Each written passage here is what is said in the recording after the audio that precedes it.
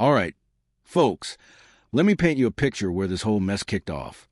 I grew up in small-town Ohio, the kind of place where the air smelled like rust, gasoline, and maybe a hint of despair if the wind blew just right. It was a nowhere spot smack in the middle of the Rust Belt, where the biggest event of the week was a Friday night high school football game under those flickering stadium lights. Everyone knew everyone, and if you didn't fit the mold, well, good luck. My name was Aiden, I was 17, and I was the oddball who'd rather spend his nights hunched over a beat-up Dell laptop, tapping away at code, than tossing a football or chugging cheap soda at some bonfire with the jocks. Yeah, I was that guy.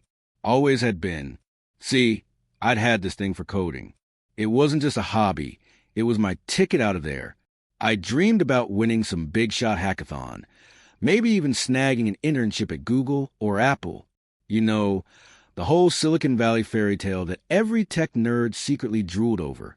Guys like Elon Musk and Steve Jobs were my heroes. They'd started with nothing, just some wild ideas in a garage, and built empires that changed the world. I figured, why not me? I'd had ideas too, maybe not Tesla-level crazy yet, but give me time. Problem was, my family didn't exactly see me as the next big thing. To them, I was just Aiden, the kid who wasted his life staring at a screen. Let me break it down for you. My folks, Mom and Dad, ran this little auto shop called Rusty's Repairs.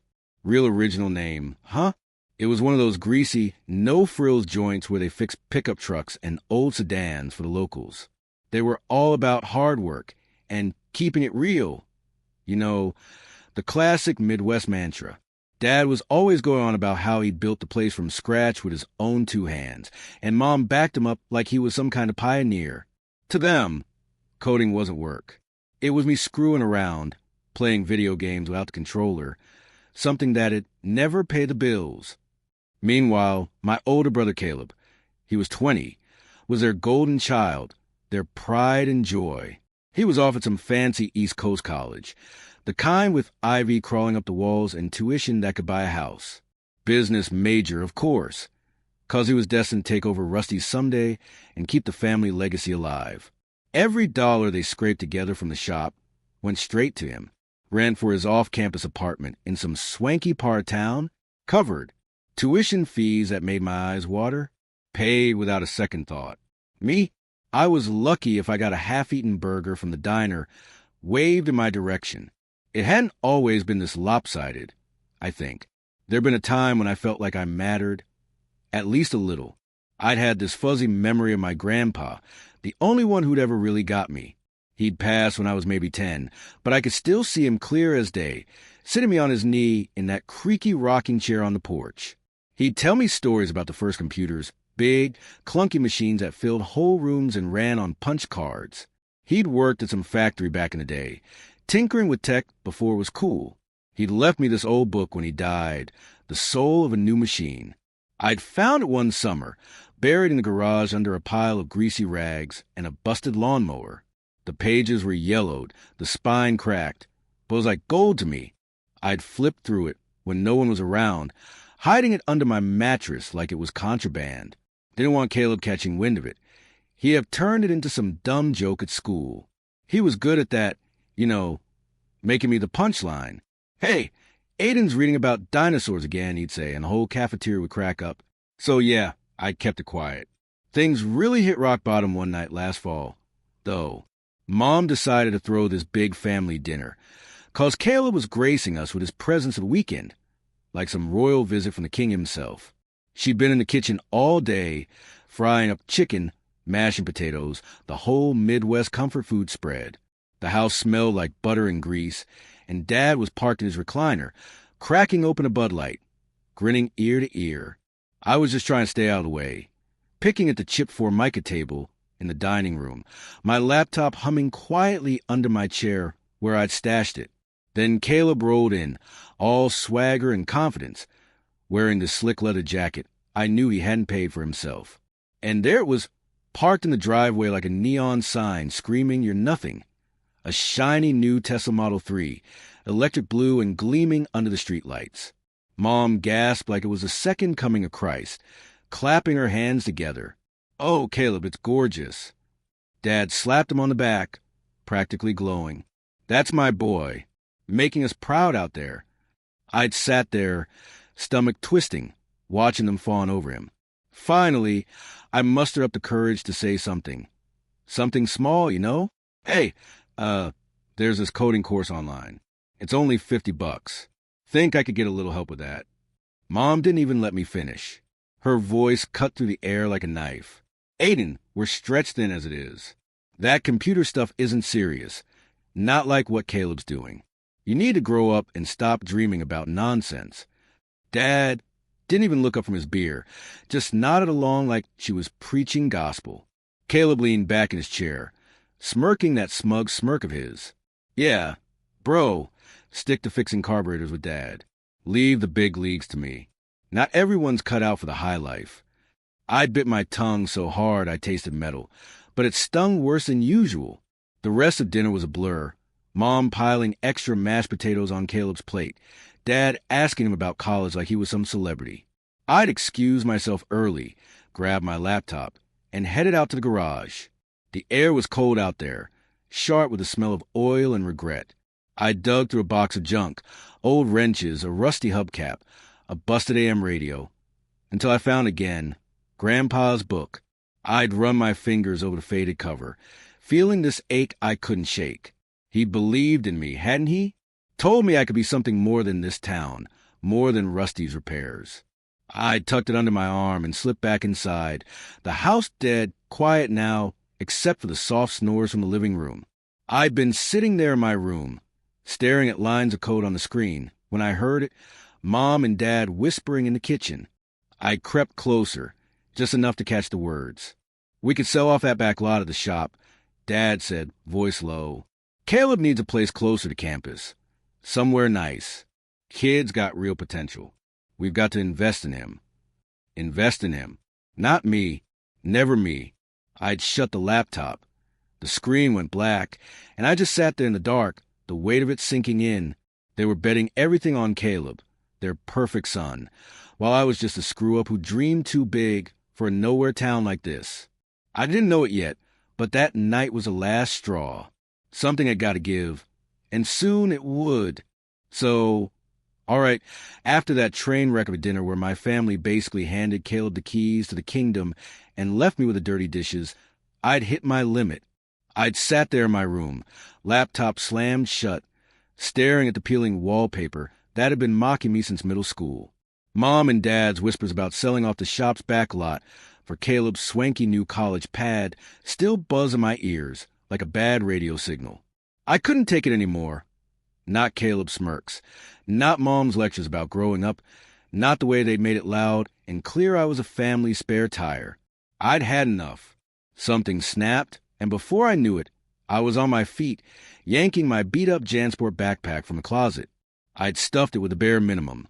Grandpa's book, the soul of a new machine, a couple wrinkled T-shirts that smell like last week's gym class, my laptop charger, and the grand total of $12 I'd saved from mowing Old Man Jenkins' lawn down the street. That was it. I didn't even scribble a note. What was I gonna say? Hey, peace out. Enjoy your Tesla dynasty. Nah, they'd figure out when they saw my scuffed-up Converse weren't by the front door. I'd been pulling shifts at this little coffee joint downtown called Brewhaven. Think chip mugs, a neon sign that flickered like it was auditioning for a horror movie, and a playlist stuck on 90s grunge. It was exactly a dream gig. Minimum wage, burn espresso beans, and a manager named Tina, who smelled like a mix of Pall Malls and regret. But it kept me in pocket change. That night, I'd worked the late shift, wiping down sticky tables covered in latte rings and dodging the usual crowd. Truckers nursing black coffee and college kids pounding Red Bulls while cramming for midterms. By the time I clocked out, it was pushing 10 p.m., and a cold drizzle had rolled in over town. The streets were slick, reflecting the orange glow of the streetlights, and I tugged my old hoodie tighter around me, the one with the faded logo from my high school robotics club, back when I thought I'd actually make something of myself. I hadn't planned on going home, not after that dinner fiasco. I'd figured I'd crash on my buddy Jake's couch. He owed me one after I covered his algebra homework last semester, or maybe just wander until I sorted my head out. But then I saw him, there, Huddled under a dumpster behind Brewhaven was this tiny ball of fur. A puppy, a Labrador, I guess, though he was so muddy and soaked you could barely tell if he was black, brown, or some swamp monster hybrid. He'd been shivering, his little paws tucked under him, letting out these soft, pitiful whimpers that hit me like a punch to the gut. I'd always had a soft spot for animals. Used to sneak leftover meatloaf to the stray cats behind our house when I was a kid. Mom hated it, said I was throwing away perfectly good food on fleas, but I couldn't help it. This little guy, though, he looked like he'd been dumped, left to fend for himself in the rain like yesterday's trash. I crouched down, holding out my hand, and he'd sniffed it, big brown eyes staring up at me like I was his last shot at a warm bed. "Hey, little man," I'd whispered. "You lost too, huh?" I decided right then to take him home, just for the night, you know? Feed him, dry him off, figure out what to do when the sun came up. Maybe he belonged to some rich family from the nicer side of town. You know, the ones with McMansions and HOA fees, who'd lost their purebred prize. Either way, leaving him was an option. I'd scooped him up, tucking him inside my hoodie to keep him warm. He'd squirmed a bit, then settled against my chest, his wet fur soaking through my shirt and making me smell like a wet dog myself. I'd named him Spark on the walk back, after the scrappy little robot from an old video game I played on my cousin's PlayStation 2, a fighter who never quit. It had felt right for a survivor like him. By the time I'd slipped through the back door of the house, the place was dark, Mom and Dad already snoring upstairs like a couple of chainsaws. I'd tiptoed to my room, set Spark on an old beach towel I'd snagged from the laundry pile, and raided the fridge for leftovers. Half a hot dog from last weekend's cookout, and some stale Wonder Bread that had been sitting there since who knows when. He'd wolfed it down like he hadn't seen food in a month, tail wagging so hard it thumped against the floor like a tiny drum solo. I grinned, watching him, feeling this weird warmth I hadn't felt in ages. For a second, I'd forgotten about Caleb's Tesla and Mom's nagging. It was just me and Spark, two misfits making it work in a world that didn't want us. But yeah, tranquility didn't last long in that house. I'd been in the middle of drying Spark off with an old rag, some hand-me-down from Dad's shop that smelled faintly of motor oil, when the door flew open. Dad stood there, still in his grease-stained Rusty's Repairs polo, eyes bleary from sleep but sharpening fast when he spotted the puppy. "When the Sam Hill is at?" he barked, loud enough to make Spark yelp and scamper behind my legs. I'd stood up, trying to keep my cool. Found him behind the coffee shop. He was freezing out there. "I'm just keeping him for a night, Dad, that's all." His face went red, veins popping his neck, like they did when a customer tried to haggle a $20 oil change. "A night? Are you pulling my leg? Aiden? We don't have cash to spare for your little pet rescue mission. You're already eating us out of house and home. Now you're dragging in strays." I'd winced, but I didn't back down. "He's not staying forever. I'll find him a place tomorrow, I swear." That didn't cut it for Dad. He'd stepped closer, jabbing a finger at me like I was a cracked radiator he couldn't fix. "No, you won't. That thing's out of here tonight. We're not running a doggy daycare. You want to play Good Samaritan? Do it on someone else's dime." I'd stared at him, heart hammering, Spark whimpering at my feet. "He's not hurting anybody," I'd said, voice shaky but firm. "Why can't you just let me—" Dad cut me off, his shout rattling the windows. "Because you're a freeloader, Aiden. No real job, no plans, just messing around with that dumb computer all day. I'm done babysitting you." Then came the zinger. He'd pointed at the door, eyes hard as nails. "Get that mud out. And if you can't handle that, you can hit the road with it. I'm over this." I'd frozen, words stuck in my throat like a wad of gum. He'd meant it. I could tell by the way his jaw clenched. This wasn't just about Spark. It was about me, about how they'd checked out on me years ago when Caleb became their golden ticket. I'd looked down at Spark, his little head tilted up at me, and something clicked. I wasn't going to ditch him, not like they'd ditch me. "Fine," I'd muttered, slinging my backpack over my shoulder. I'd scooped Spark up, his muddy paws smearing my hoodie, and brushed past Dad, shoulder clipping as I went. He didn't stop me, didn't even blink. I'd heard Mom stir upstairs, mumbling, "What's all that racket?" But I was already out the door, the screen slamming shut behind me like a period on a sentence. The rain had kicked up a notch, stinging my face as I trudged down the street. I didn't have a clue where I was headed, just away. Spark squirmed in my arms, but I'd held him tight, whispering, "We'll figure out, bud." My sneakers squelched in the puddles, soaking through my socks, and my hoodie was drenched, but I didn't care. I'd ended up at the town park, this little patch of grass with a couple benches, a rusted swing set, and a pond that smelled like algae half the year. There was this one bench. Grandpa and I used to sit there, tossing stale bread to the ducks while he'd ramble about transistors and binary.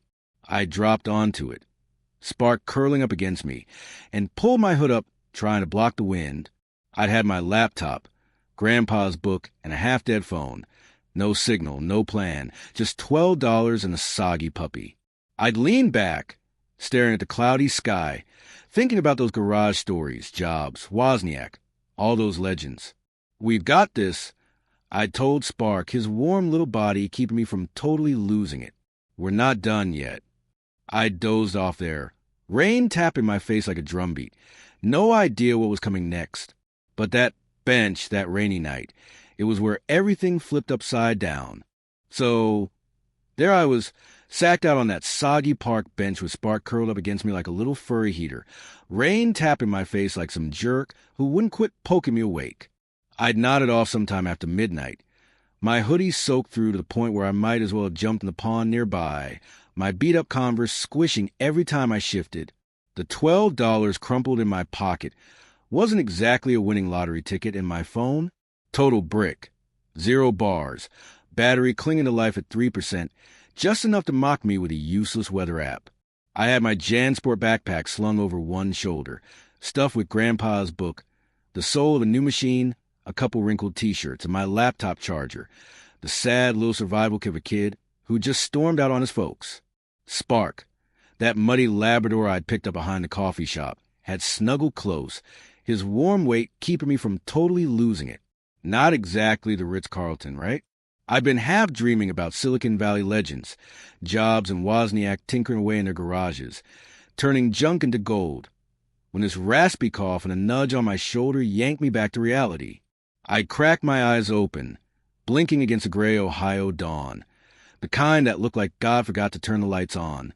There he was, Mr. Grayson, standing over me like some flannel-clad guardian angel. If you'd lived in our little Rust Belt town long enough, you'd know the guy. Earl Grayson was this old-timer who lived a couple blocks from my house in a sagging ranch-style joint with peeling paint, a jungle of crabgrass out front, and a driveway full of potholes. I'd seen him shuffling around town forever, cane in one hand, always rocking the same faded John Deere trucker hat, and a flannel shirt that had seen better days, like back when Reagan was president. He wasn't one of those get-off-my-lawn grumps you'd expect, though I'd helped him out a few times over the years, lugging grocery bags from his rusty Ford F-150 to his porch when his arthritis flared up, or tossing a tennis ball for his old mutt Buster before the dog kicked the bucket a couple summers back. He'd always given me this little nod, like he appreciated it, but didn't want to make it a whole hallmark moment. That morning, though, he'd stood there holding a styrofoam cup of hot chocolate from the 7-Eleven down the road, steam curling up in the chilly air like a lifeline. "Well, I'll be darned," he'd said, voice rough as a gravel road after a freeze. "Aiden, right? What in the heck are you doing sleeping out here with this little critter?" He'd nodded at Spark, who'd poked his head out of my hoodie, tail wagging like he'd just spotted a bacon buffet. I'd rubbed my eyes, sitting up slow, my back screaming from the bench's wooden slats. Long story, Mr. Grayson," I'd mumbled, throat scratchy from the cold and a night of 0 sleep. "Kinda got the boot from home last night. Just needed a spot to crash." He'd squinted at me through those thick bifocals of his, then at Spark, and handed me the hot chocolate without another word. I'd grabbed it, the warmth seeping into my numb fingers, and croaked out a quick thanks. That first sip, pure Midwest magic, sweet, cheap, and packed with those tiny marshmallows that melt into gooey perfection. For a sec, I'd felt like a human again instead of a drowned rat with a puppy sidekick. Mr. Grayson hadn't let it slide that easy, though. He'd eased himself onto the bench next to me, Kane propped against his knee, and started tossing crumbs from a baggie of Wonder Bread to the pigeons waddling around like they owned the place. "Kicked out, huh?" he'd said, keeping his eyes on the birds. "What's the deal? Family trouble?" I nodded, sipping the hot chocolate, not sure how much to dump on this guy. "Yeah, you could say that. My dad flipped when I brought Spark home. Gave me the hoe him or you ultimatum." Mr. Grayson had let out this dry, wheezy chuckle that sounded like a lawnmower trying to start. "Sounds like a real charmer. Your pops. What did you do to tick him off that bad?" I'd shrugged, scratching Spark behind the ears. "Exist, mostly. They got my brother Caleb on this golden pedestal. College kid with a Tesla and a future. I'm just a weirdo who likes computers and picks up strays." He'd turned to me then, those watery blue eyes sharper than I'd figure for a guy pushing 80. "Computers, huh? Smart kid like you ought to be building the next big thing, not camping out like some hobo." I'd smirked, half laughing at the absurdity. "Yeah, try telling that to my folks. They think I'm one step away from living in their basement playing Fortnite till I'm 40. Mr. Grayson hadn't cracked a smile back. He just stared at me for a long beat, then dropped something I hadn't seen coming from a mile away. "You know, I've been keeping an eye on you, Aiden. Seen you feeding those mangy cats by the oak tree over there. Hauling my groceries when my hands were too shaky to manage. You've got a good heart, rare thing these days. World doesn't always give a darn about that, though." I'd blinked, totally thrown. "You been watching me?" He nodded, tossing another crumb to a pigeon that looked like it had seen better days. "Yup. Figured you were one of the good ones. Didn't peg you for a bench sleeper, though." That's when he'd hit me with the curveball. "Why don't you come stay with me for a spell? You and that pup. I've got a big old house. Way too much room for one creaky geezer like me. Could use the company." I'd stared at him, hot chocolate halfway to my mouth, thinking I'd misheard the fog in my brain. "Wait, what? You're serious?" He'd shrugged, like he was offering me a stick of gum instead of a roof. "Serious as a heart attack. Been rattling around on my own since my wife ran off with some slick car salesman 20 years back. Traded me in for a newer model, I guess. My boy's out in California, or some such. Hasn't called in years. Just me and the dust bunnies now. You'd be doing me a solid." I'd hesitated, gears turning. A random old dude offer me a place to crash? Sound like the setup for one of those cheesy Lifetime movies Mom used to watch. Next thing you know, I'd be chopping wood in a flannel shirt montage. But then Spark had licked my hand, leaving a muddy smear, and I looked at Mr. Grayson, really looked. He wasn't some creep. He was just lonely, same as me, and maybe a little nuts for inviting a soggy teenager and his dog into his life. "All right," I'd said after a pause, voice barely above a whisper. "If you're sure about this." He'd grinned, showing a gap where a tooth used to be, probably lost to too many years of black coffee. "Sure as shooting, kid. Let's get you two warmed up. Can't have you catching a cold and blaming me for it." So I grabbed my stuff, backpack over one shoulder, Spark trotting beside me like he'd won the lottery, and followed him back to his place. The house was a total time warp. Big sagging porch with a creaky swing, faded floral curtains that screamed 1975, and a living room with avocado green shag carpet that had probably seen disco in its prime. It smelled like mothballs, stale coffee, and a hint of WD-40, but it was warm, and that's what counted. He'd pointed me to a spare room down the hall, lumpy twin bed with a quilt that looked handmade, a dresser with a chipped mirror, and a window that rattled like it was begging to escape. "Ain't much," he'd said, scratching his stubbly chin, "but it beats that park bench by a country mile."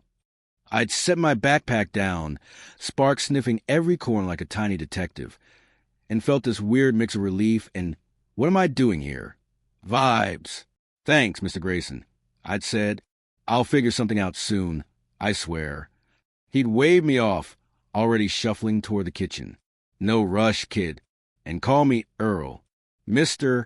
Grayson makes me feel like I'm cashing Social Security checks twice a month."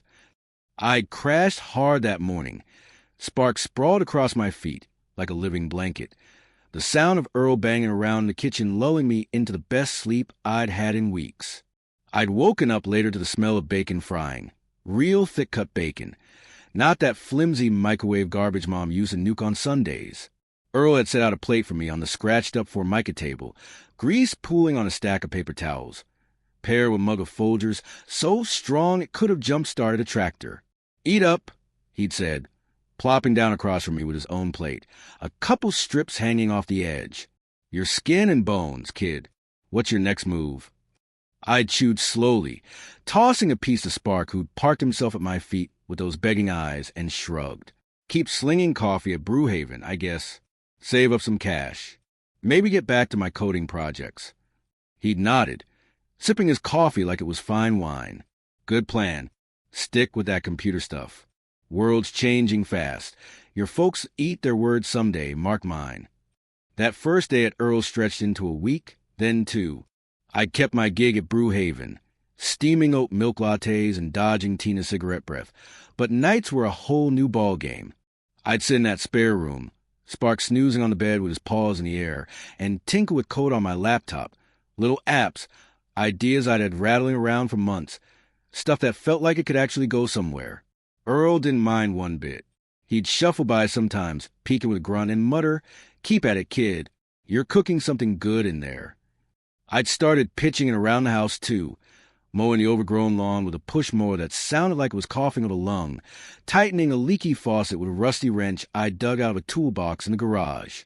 It wasn't much, but it felt good to pull my weight instead of just mooching. Earl's place was a disaster zone. Big, sure, but falling apart at the seams. The garage was a treasure trove of chaos. Old socket sets, a busted weed eater, even a stack of warped vinyl records. Think Elvis and Johnny Cash, the classics.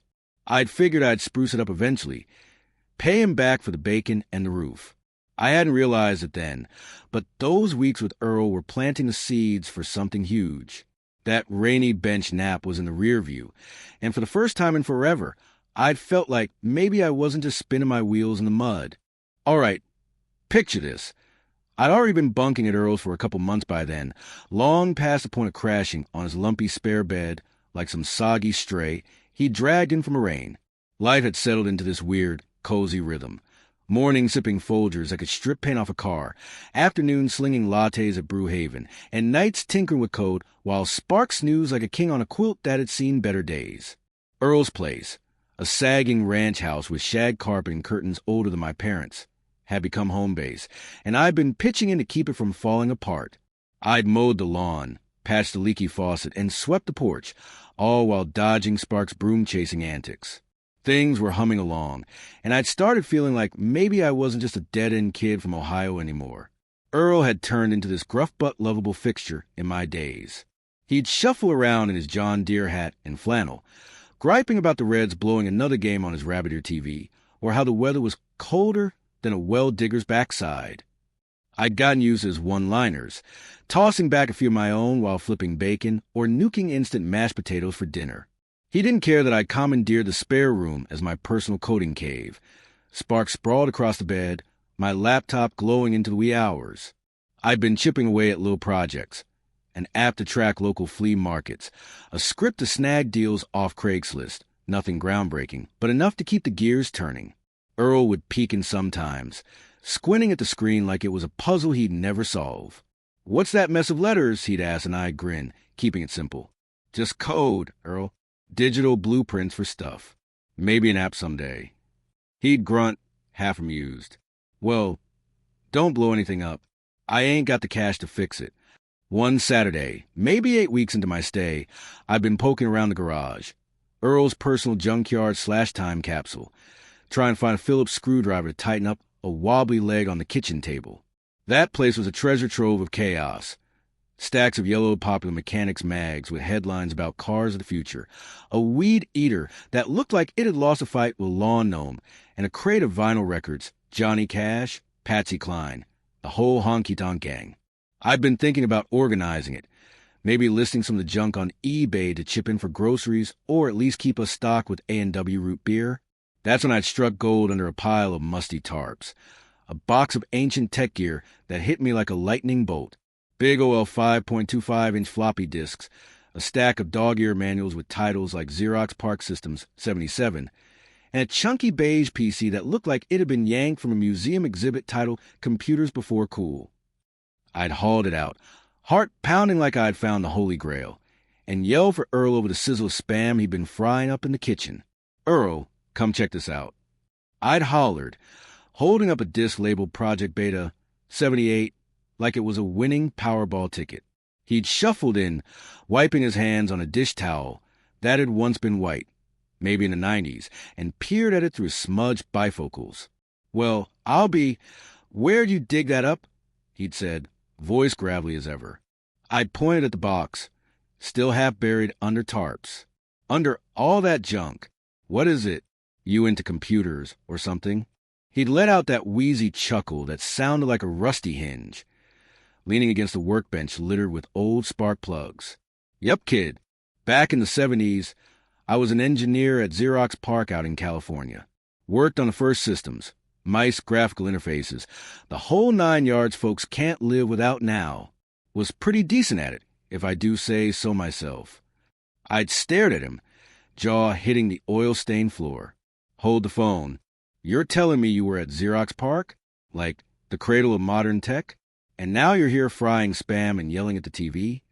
He'd shrugged, grinning that gap-toothed grin that made him look like he'd just pulled a fast one. "Got fed up with the grind, I reckon. Moved back here after my wife bailed. Decided I'd rather rust out than burn out."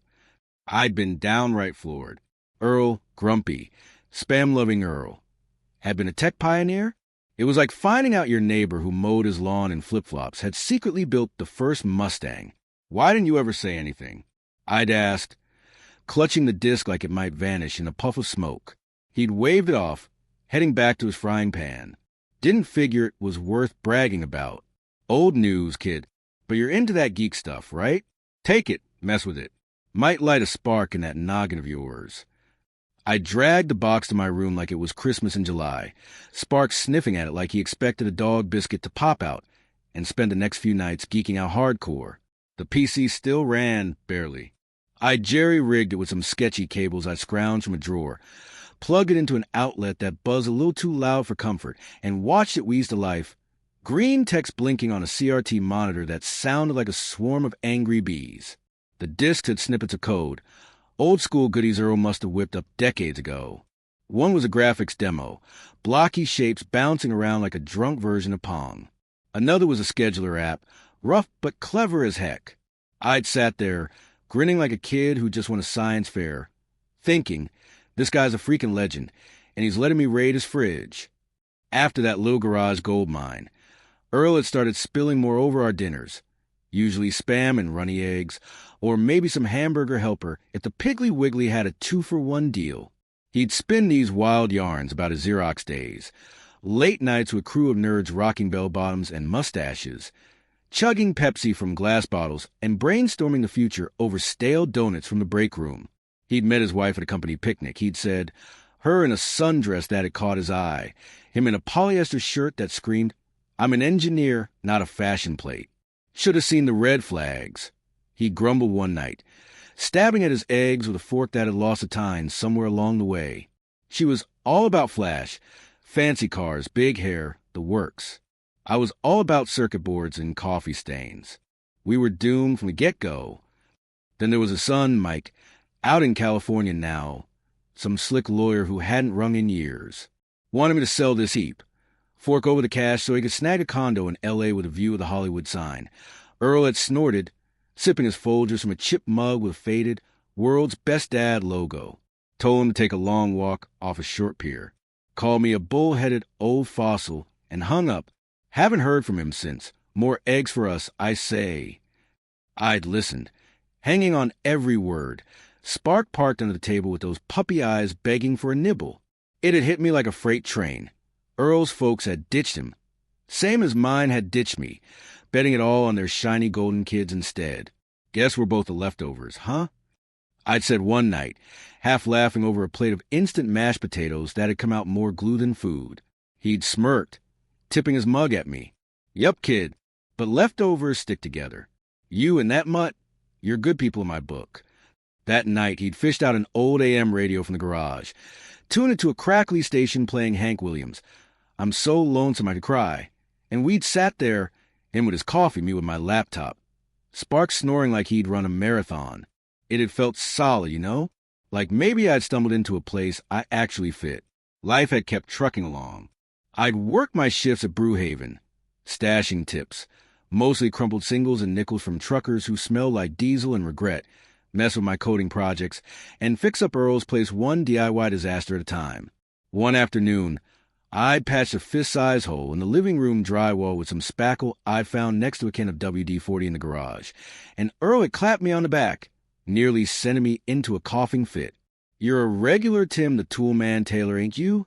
he'd said, referencing that old home improvement show Mom used to watch. I'd laugh, brushing dust off my jeans. "Just trying to keep this castle from crumbling, Earl."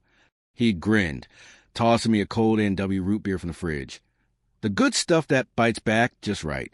Keep it up, kid," he'd said, popping the tab on his own can. "You're doing more around here than I have since gas was $1 a gallon." I hadn't pieced it together yet, but those months with Earl were stacking up to something bigger than a fixed faucet or a buggy app. Life was picking up speed, and for once, I felt like maybe I wasn't just along for the ride. All right, buckle up, this part's a doozy. I'd been crashing at Earl's for almost a year by then, and life had settled into this sweet little groove I hadn't seen coming. Days were a mix of slinging lattes at Brewhaven, dodging Tina's smoke clouds, and coming home to Earl's ranch house where the Folgers flowed like water and the bacon never stopped sizzling.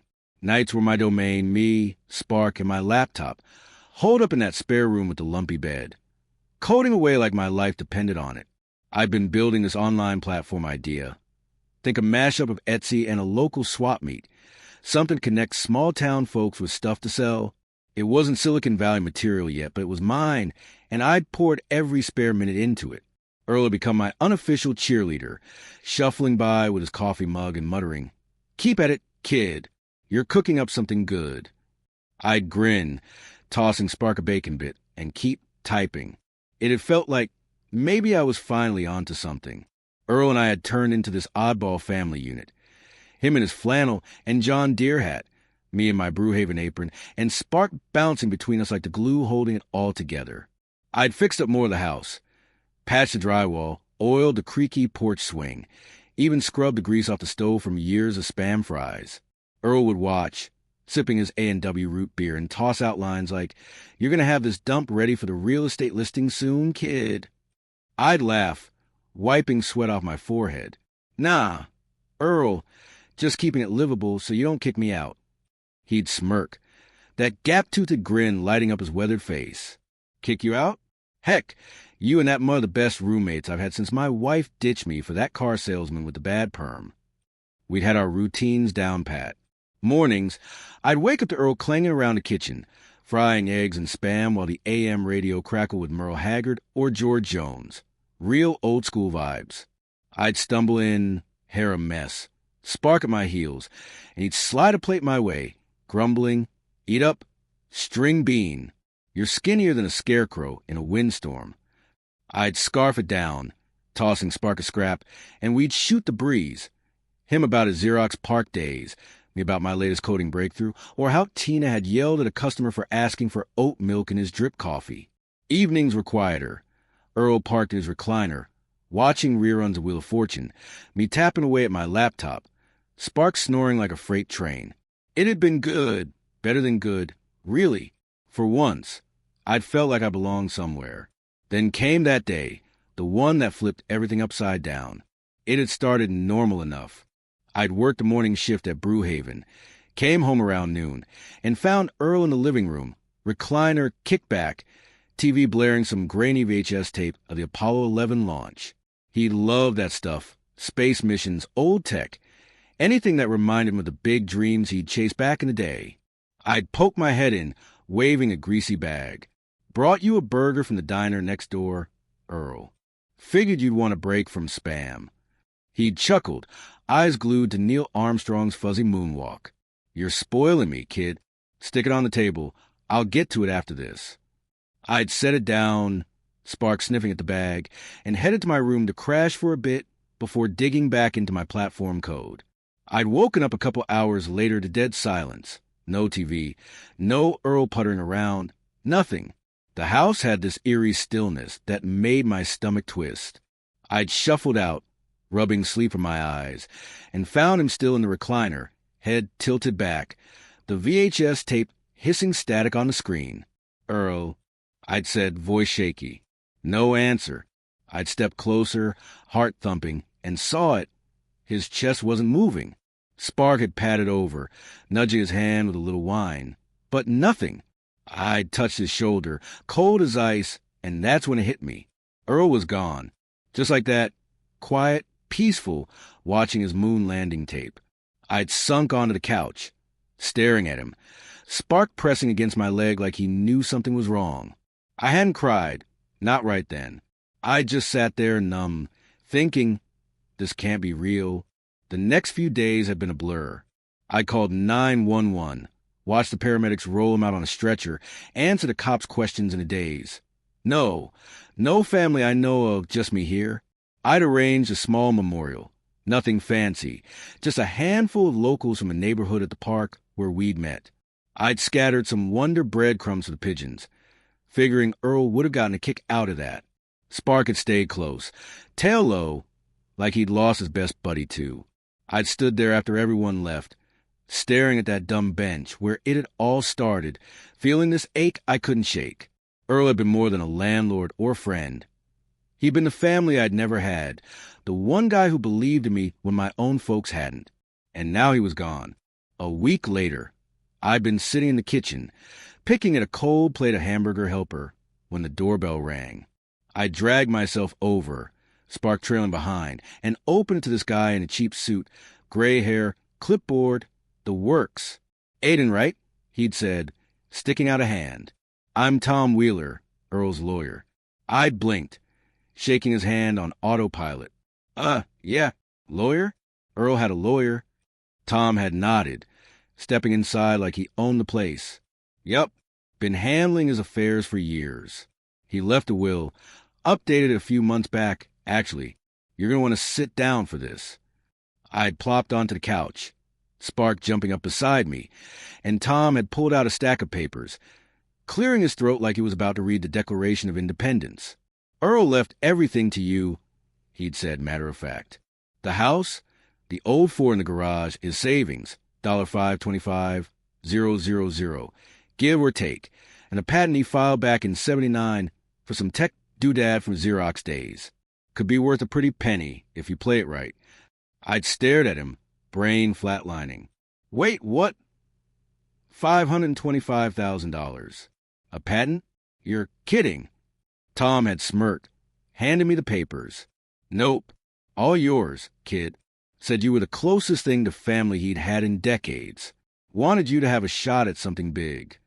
I'd flipped through the pages, head spinning, deeds, bank statements, some legal mumbo-jumbo about a graphical interface module patent. Spark had nudged my arm, tail wagging like he knew we'd just hit the jackpot. I'd looked up at Tom, voice barely working. "This is real." He'd nodded. "Real as rain. Sign here, and it's all yours." I'd signed, hands shaking, and Tom had left me there, staring at the papers like they'd sprout wings and fly away. I'd wandered into the living room, plopped into Earl's recliner, and let it sink in. The house, creaky porch and all, was mine. The truck, the cash, the patent. Mine. I'd looked at Spark, who'd tilted his head like, "What's the big deal?" and laughed this weird, shaky sound that turned into tears. Earl had given me a lifeline, a chance to chase those Silicon Valley dreams I'd blab about over Spam dinners. I'd sat there, rewinding that Apollo tape, watching Armstrong take his one small step, and whispered, "Thanks, Earl, you crazy old coot." That night, I'd fire up my laptop, Spark at my feet, and poured everything into that platform. Earl's faith, his cash, his legacy. It had all lit a fire under me. I hadn't known it then, but that was the start of something massive, way bigger than a kid from Ohio could have dreamed. All right, here's where things got wild. I'd been riding high after Earl's passing. Not the sad part, mind you, but the part where he'd left me his house, that beat-up Ford truck, $525,000 in savings, and some dusty old patent from his Xerox PARC days. I quit Brewhaven faster than you can say. Oat milk latte. Handed Tina my apron with a grin and told her, "Good luck finding someone else to dodge your cigarette smoke." She just grunted, puffing away like a chimney, but I hadn't cared. I'd had bigger fish to fry. That platform I'd been coding in Earl's spare room, I'd thrown everything into it. Every waking hour, every dime of Earl's cash I could spare, every ounce of coffee-fueled grit I could muster. Spark had been my co-pilot, snoozing at my feet while I'd hammered away at the keyboard, turning my mashup of Etsy and a swap meet into something real, an online marketplace for small-town folks to buy, sell, and connect. I called it Hometown Hub. Cheesy as heck, but it had stuck. Months had flown by in a blur of code, cheap takeout, and Spark begging for fries under the table. I'd turned Earl's living room into mission control, laptop on the coffee table, empty A&W can stacked like a fortress, that old AM radio crackling Hank Williams tunes for vibe. The house still smelled like mothballs and bacon grease, but I'd added my own flair, pizza boxes, crumpled Post-it notes with UI ideas, and a whiteboard I'd nabbed from Walmart's scrawl with feature plans. I'd launched Hometown Hub on a whim one rainy Tuesday, figuring I'd get maybe a dozen sign-ups from local oddballs selling rusty lawnmowers or homemade fudge. Nope, within a month, it had blown up. Folks from all over Ohio had jumped on. Farmers hawking tractor parts, grannies slinging quilted potholders, even some hipster in Cleveland peddling artisanal beard oil. I'd watched the user count tick up 100, 500, then 1,000, and the cash had started trickling in from transaction fees. By month 3, I'd been pulling in a couple grand a week, enough to keep the lights on and Spark and kibble.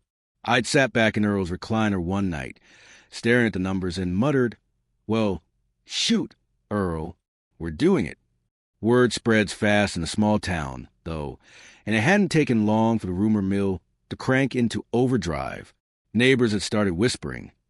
Earl's old poker buddy down the street had spilled to someone at the diner that the Grayson place went to that kid with the dog, and suddenly I'd been the talk of the block.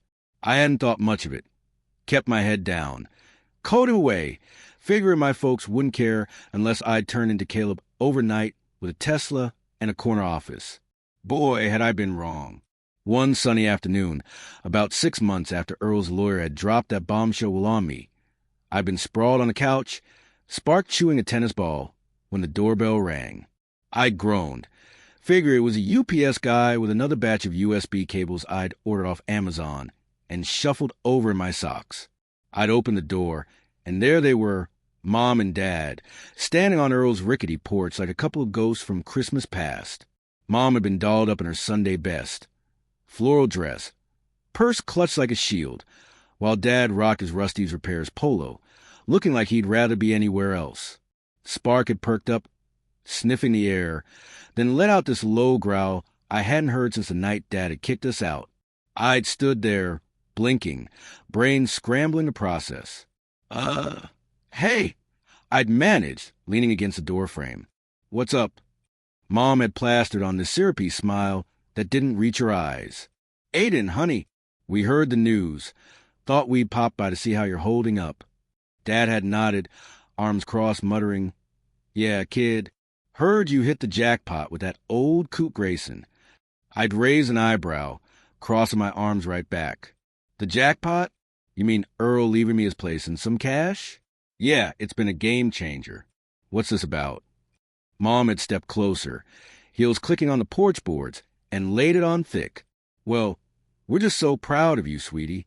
Making something of yourself. Earl must have seen how special you are.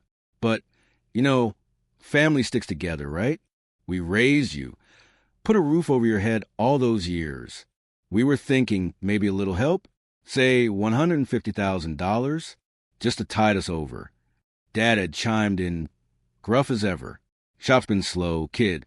Caleb's tuition ain't cheap, and that Tesla payment's a bear. You've got plenty now, share the wealth, huh?" I'd stare at them, jaw halfway to the floor, then busted out laughing, this loud, barking laugh that had made Spark tilt his head like I'd lost it.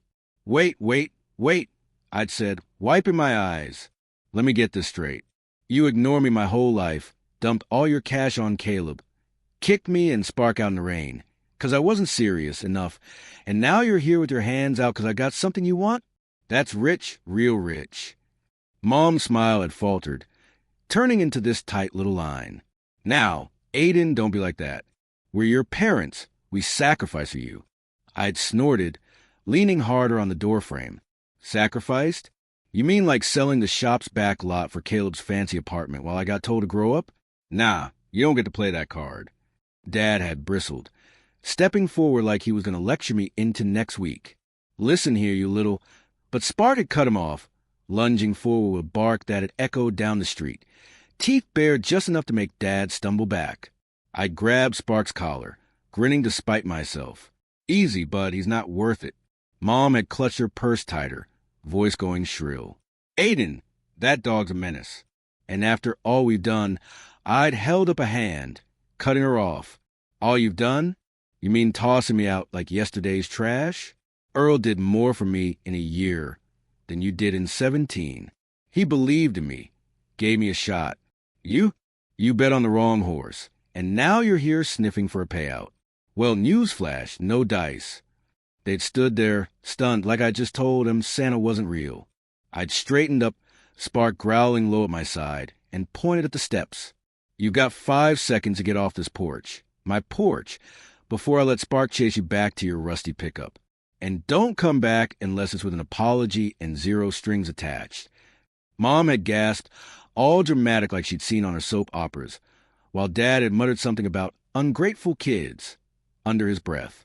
They'd turned tail and shuffled off, Mom's heels clicking double time, Dad's truck roaring to life like it was mad too. I'd watch him peel out, dust kicking up from the gravel, and shut the door with a satisfying thud. I'd plop back onto the couch, Spark jumping up beside me, and let out a long breath. "Can you believe that nerve, bud?" I'd said, scratching his ears. He'd licked my hand, tail thumping, like he was proud of me for standing my ground. I grabbed my laptop, pulled up Hometown Hub's dashboard, and watched the numbers climb. Another 50 users that day, another few $100 in the bank. I'd lean back, thinking about Earl, how he'd stuck by me, how he'd seen something my own folks hadn't.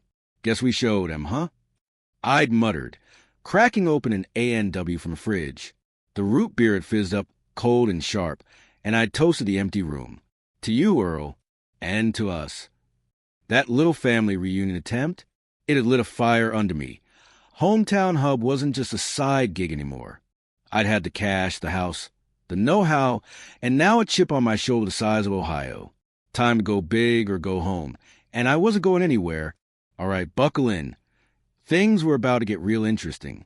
After I'd sent Mom and Dad packing from Earl's porch with their tails between their legs, I doubled down on Hometown Hub like a man possessed. That little run-in had lit a fire under me. Part spite, part pride, and a whole lot of "I'll show him." I'd turned Earl's house into a full-on startup HQ.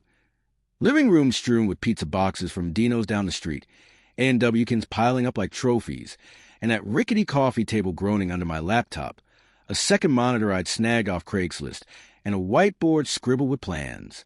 Spark had been my loyal sidekick, sprawled out on the shag carpet chewing a tennis ball, occasionally barking at the mailman like he was defending the empire.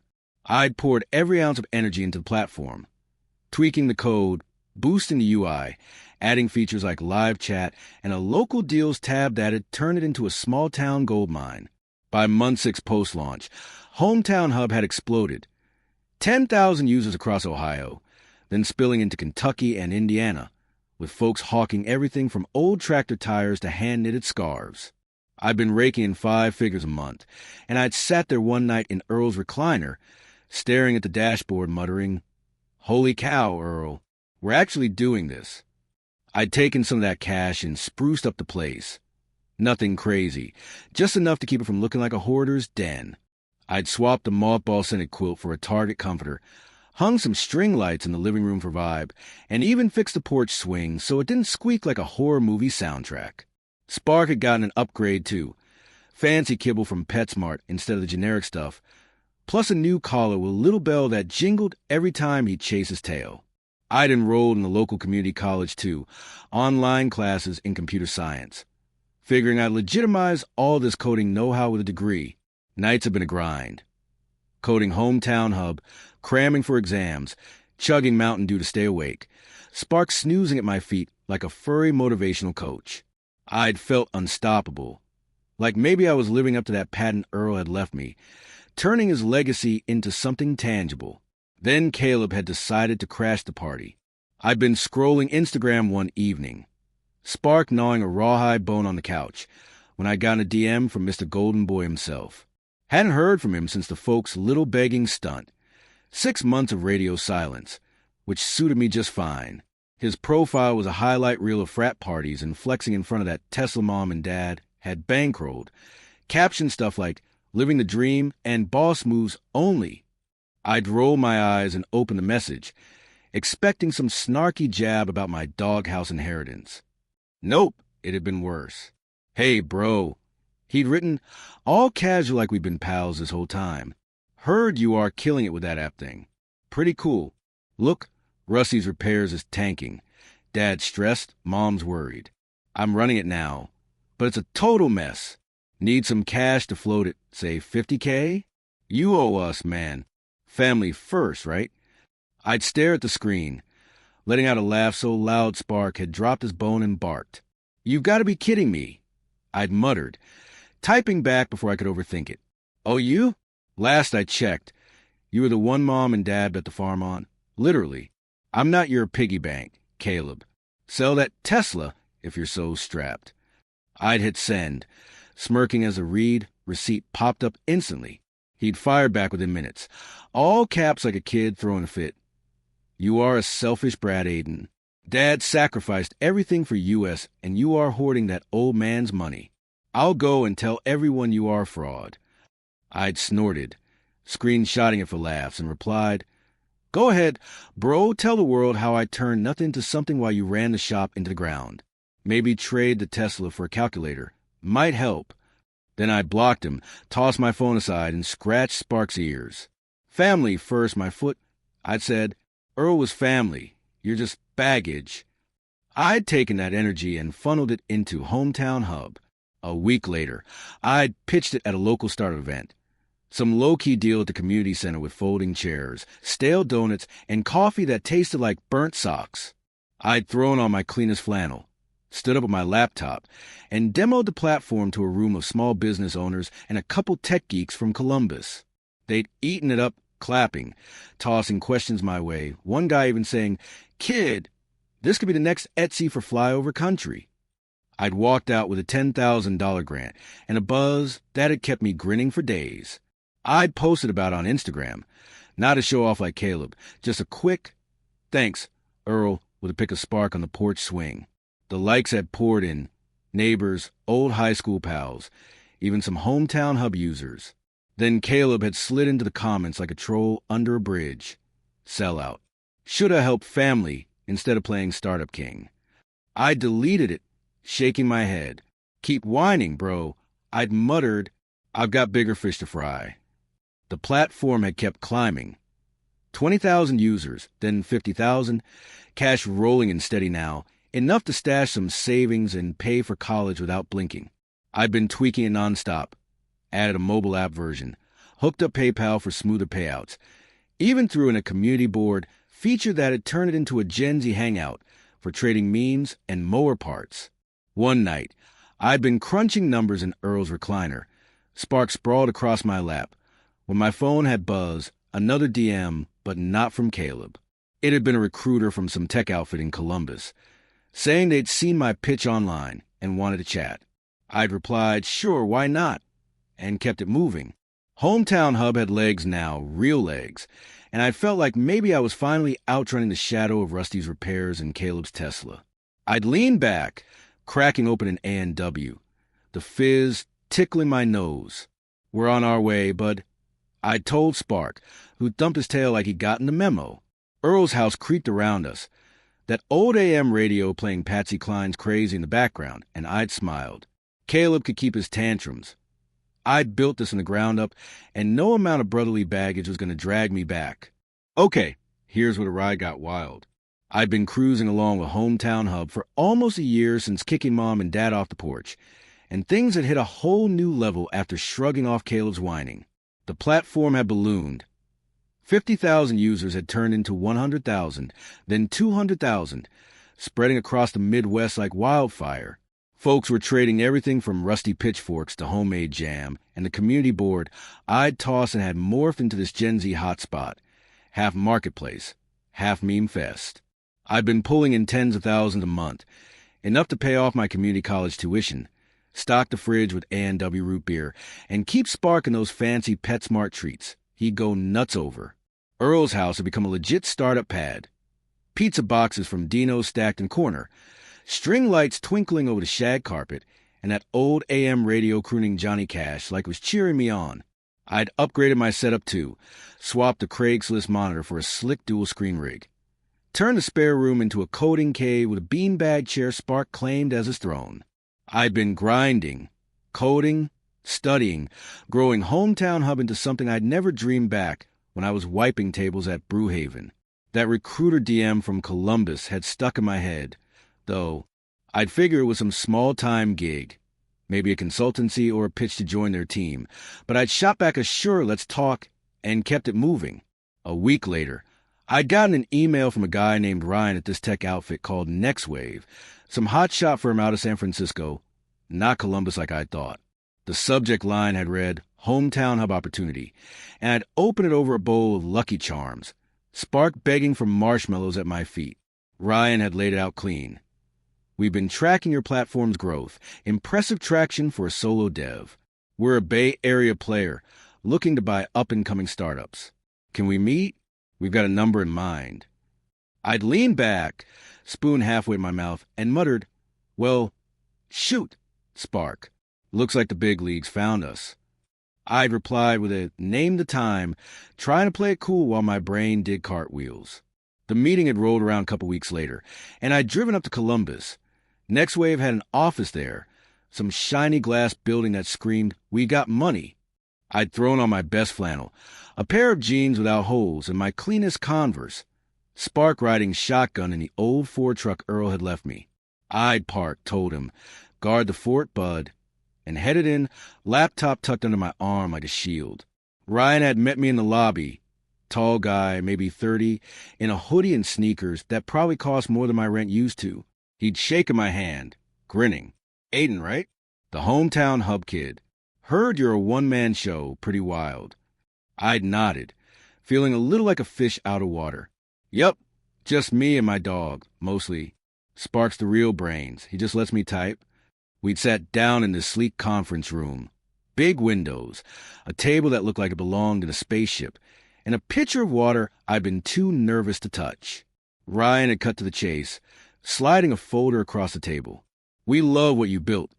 Small town focus, community vibe, insane growth for an indie project. NextWave wants to buy it. $350 million, cash and stock. You'd stay on as a consultant for a year, help us scale it nationwide. I blinked, brain flatlining for a solid 5 seconds. $350 million? I'd croaked, voice cracking like I'd hit puberty again. Ryan had laughed, leaning back.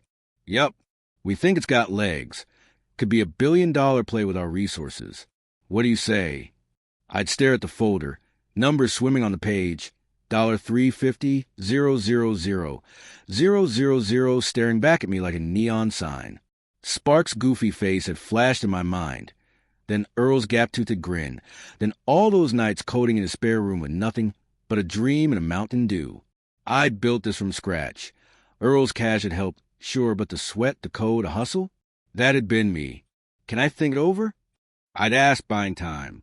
Ryan had nodded, all chill. Take 48 hours. We'll fly you out to SF. If you want to see the operation, just say the word. I'd left that meeting in a daze, driving back to Earl's with the truck radio off. Just me and Spark and a head full of static. Back home, I'd flopped on the couch, Spark jumping up beside me, and stare at the ceiling, that same cracked plaster I'd patched a year back. $350 million was life-changing cash to quit my day job and buy a beach house. I could have moved Spark and me to California, gotten a place with a yard, maybe even started something new with that patent Earl had left me. But Hometown Hub was my baby, Every line of code, every user posting about their grandma's quilts or their cousin's lawnmower. Selling felt like handing over a piece of myself, and I'd wondered if it could have been worth way more down the road. $1 billion, $5 billion, who knew? I grabbed my phone, scrolled extra startup advice. Saw folks saying, take the cash, you'll burn out. Others arguing, hold out, you're the next Zuckerberg. My old coding prof from college had texted me too, out of the blue, don't sell, Aiden. You've got something special. Could change the game. I'd groaned, tossing the phone aside. What do you think, Spark? He'd licked my hand, tail thumping, like he didn't care as long as the kibble kept coming. I'd slept on it, or tried to. Anyway, the next day, I'd taken Spark for a walk on the beach. Lake Erie, not some fancy ocean, just a muddy shore an hour's drive from Earl's. I'd sat on a driftwood log, him chasing seagulls, and watched the waves roll in, gray and choppy like my thoughts. $350 million was a ticket out. Freedom, security, a chance to honor Earl's faith in me with something new. The holding out? That was betting on myself, on Hometown Hub being more than a flash in the pan. I'd toss a stick for Spark, watched him bound after it, and thought about those Xerox Park stories Earl used to tell. How he'd built something groundbreaking, then walked away to live quiet. Maybe this was my shot to go bigger. Or maybe it was my shot to cash out and start fresh. By that night, I'd made up my mind. I'd driven home, Spark snoozing in the passenger seat, and called Ryan from the porch swing, the old Ford parked in the driveway like a rusty sentinel. Hey, it's Aiden, I'd said, voice steady. I'm in $350 million. I'll take it. But I've got one condition. Spark get a say in the office snacks. Ryan had laughed on the other end. Deal. We'll fly you out next week. Bring the pup. I'd hung up, cracked an A&W, and sat there as the crickets chirped around Earl's house. We did it, bud. I'd told Spark, who'd thumped his tail against the swing. Sold the dream, but we're just getting started. I'd signed the papers a week later in San Francisco. Next Wave's office a maze of glass and ping-pong tables. Spark trotting beside me like he owned the place. I'd walked out with a bank account fatter than I could have imagined, a 1-year gig to help scale Hometown Hub, and a head full of ideas for what came next. Earl's recliner days were behind me. This was the big time now. Here's where the plot thickened like a pot of Midwest chili left simmering too long on Grandma's stove. I'd sold Hometown Hub to Next Wave for a cool $350 million, a number so wild it felt like I'd won the Powerball without buying a ticket, and I'd been soaking in that glow for a couple months. I just finished my first week in San Francisco, helping the Next Wave crew scale the platform, and let me tell you, it had been a trip. Picture this.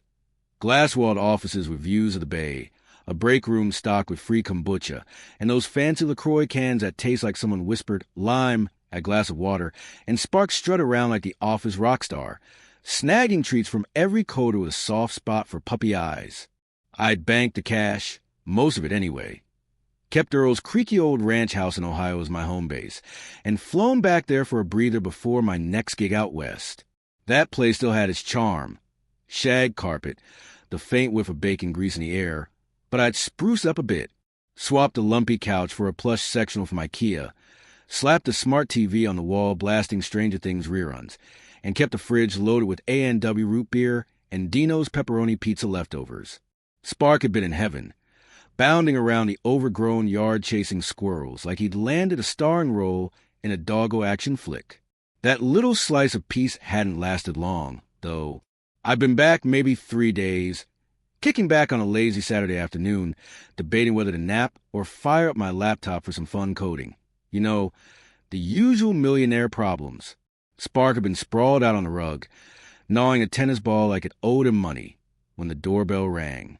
He'd perked up, letting out this low, rumbling growl that had set off my internal alarm. I'd shuffled over my socks, some goofy pair with tacos on my grab at Target, figuring it'd be Mrs. Jenkins from next door asking to borrow the weed whacker again.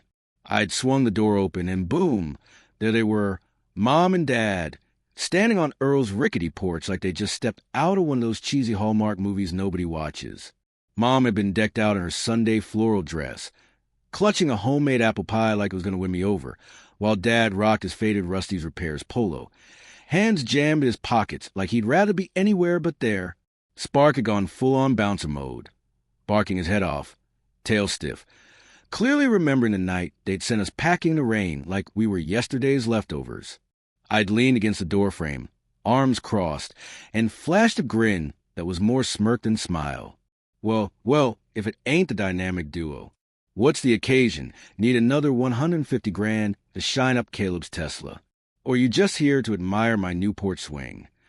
Mom's smile had been tighter than a lid on a pickle jar, all fake and rehearsed. Oh, Aiden and honey, don't be like that. We just want to drop by. Heard about your big sale. $350 million. We're so proud of you, sweetheart. Dad had nodded, gruff as a rusty tailpipe. Yeah, kid, never figured that computer mumbo-jumbo would amount to squat. Guess you proved us wrong, huh? I chuckled. Not buying the sunshine. They were shoveling for a hot minute. Uh-huh, sure you are. Let's skip the small talk. What's the pitch this time? Lay it on me. Mom had plopped a pie on the porch railing like it was Exhibit A in her case. Stepping closer with that, we're family vibe she clearly practiced in the pickup on the way over. Well, sweetie, Rusty's Repairs is, well, it's hit a rough patch.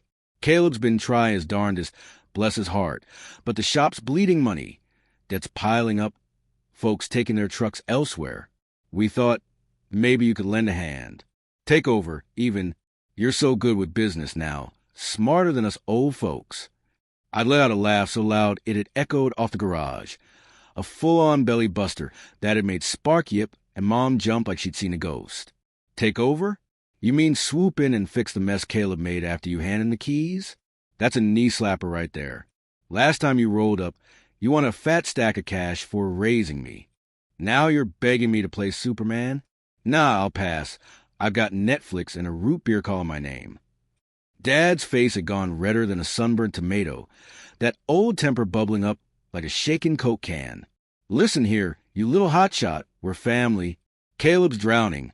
Spent too much time partying. Didn't keep an eye on the numbers. We're this close to losing it all. You're sitting on millions, pitch in, dang it. I'd held up a hand, cutting him off before he'd launched into a full-blown rant.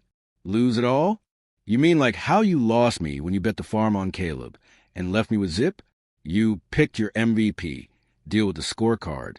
I'm not your bailout fund. Mom had switched tactics then, eyes getting all misty like she'd rehearsed for the Lifetime channel. Aiden, please, we're sorry, all right? Maybe we leaned too hard on Caleb. He's not built for this, but you are. We need you, honey. She'd yanked an old photo album out of her purse, some beat-up relic I hadn't seen since middle school, and flipped it open, jabbing at pics of me as a kid, all braces and goofy grins. Look at this. We were a family once. I glanced at it, spotting maybe 3 shots of me buried under a pile of Caleb posing with baseball trophies, and that smug mug of his. Oh, I remember, I'd said, voice flatter than a pancake. I remember being the bench warmer, while you poured everything into Caleb's big future. Nice try with the nostalgia, Mom, but that album's basically a Caleb highlight reel. Kinda proves who you were rooting for. Spark had picked that moment to go full drama king. Lunged forward with a bark that had rattled the windows, tail wagging like he was ready to chase him off the property. Dad had stumbled back, nearly knocking the pie off the railing, and it had hit the deck, splat. Apple goo oozing down the steps like a sad little crime scene. Mom had yelped, "Oh, my pie," while clutching her purse like it had saved her from the chaos. I grabbed Spark's collar, chuckling despite myself. Whoa there, bud. Let's not waste the energy on these clowns. Mom had gone full soap opera, hands on her cheeks. That dog's a handful, Aiden. How can you? I'd cut her off. Done with the show. He's my crew, more loyal than y'all ever were. Look, you've got 2 choices. Hit the road now and keep what's left of your dignity, or I'll ring up the sheriff and say you're loitering on my turf. Pick fast. I've got a Stranger Things marathon waiting. Dad had grumbled something about spoiled kids these days, while Mom had sniffled, dabbing her eyes with tissue she'd fished out of her purse. They'd turned tail, shuffled back to their rusty pickup, and peeled out, gravel crunching like a bad goodbye. I'd watched the dust settle, shut the door with a satisfying click, and flopped back onto the couch. Spark had jumped up beside me, licking my face like he'd just won the doggy Super Bowl. "Good boy," I'd said, scratching his ears. "They'll never get the memo, will they?" I grabbed my phone, pulled up Hometown Hub's latest stats, 300,000 users now, even with NextWave at the helm, and felt that old spark kick in. I'd built this life from the ground up, no thanks to them, and no amount of apple pie or sob stories was going to yank me back into their train wreck. A week later, Caleb had taken his shot, texted me this long-winded pity party. "Hey, bro, I screwed up big time. Shop's toast. I'm flat broke. Mom and Dad are ticked at me. Can you take over? You are the smart one. I'll bow out, promise." I'd stared at it, tempted for half a heartbeat to play the big brother card, then flashed back to his Tesla selfies and that selfish brat DM he'd flung my way. "Nah, dude," I texted back. "You wanted the spotlight. Shine in it. Dig yourself out." I'd hit send, blocked his number, and chucked the phone onto the coffee table. Spark had thumped his tail, like he'd given me a paw five. That whole family circus had been the final nail in the coffin. I'd been done with their nonsense for good. I called a realtor the next day, listed Earl's house for sale. Too many echoes of the past rattling around in there. It had sold fast. Some young couple snagging it for their first fixer-upper, and I'd pocketed the cash with a bittersweet twinge. I'd flown back to San Francisco, wrapped my year-long NextWave gig, handing off Hometown Hub with a pat on the back and a good luck to the team, and taking Spark on a road trip down the California coast in that old Ford truck. We'd rolled into Malibu, and I'd splurged on a sleek beach house, glass walls, hardwood floors, and an ocean view that had made me whistle like a cartoon wolf. I'd stood on the deck that first night, Spark chasing waves like a lunatic, NW fizz in my hand, and soaked it all in. No more Ohio rust, no more family baggage, just me, my pup, and a wide-open horizon. I'd plopped onto a deck chair, laptop balanced on my knees, and started doodling a new idea, something tied to Earl's old Xerox patent. Maybe an AI tool for small businesses to level the playing field. The waves had crashed, the seagulls had squawked, and I'd grinned. Round two, bud. I'd told Spark, who flopped beside me, sandy and happy. Let's make it even bigger than the last one.